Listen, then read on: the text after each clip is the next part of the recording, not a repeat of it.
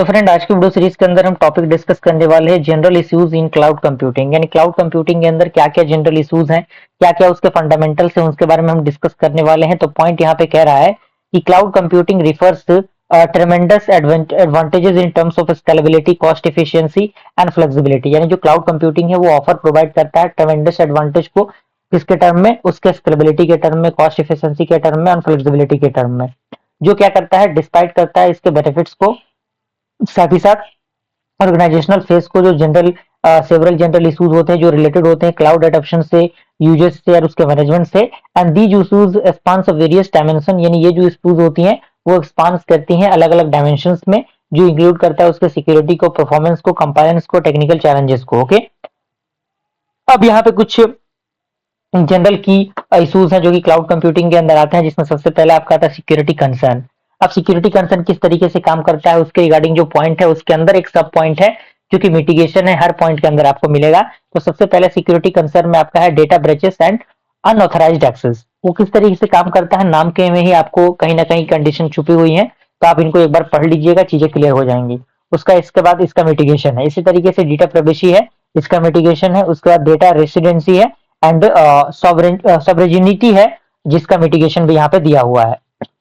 उसके बाद सेकंड आपका आता है रिलायबिलिटी एंड डाउन टाइम। इसका जो सर्विस आउटेज है वो दिया हुआ है, इसका मिटिगेशन दिया हुआ है। इसी तरीके से इसके परफॉर्मेंस इश्यूज हैं और इनके मिटिगेशन दिए गए हैं। थर्ड नंबर आपका आता है वेंडर लॉक इन। इसका भी जो डिपेंडेंसी है ऑन अ सिंगल वेंडर वो दिया हुआ है, इसका मिटिगेशन दिया हुआ है। सेकंड आपका आता है लैक ऑफ इंटर ऑपरेटेबिलिटी और इसका मिटिगेशन भी यहाँ पे मेंशन किया गया है। क्लियर हुआ? फोर्थ नंबर आपका आता है compliance and legal issues. Compliance and legal issues में आपका जो रेगुलेटरी कंपाइलेंस आता है वो दिया हुआ है, इसका पूरा पॉइंट, इसका मिटिगेशन दिया हुआ है।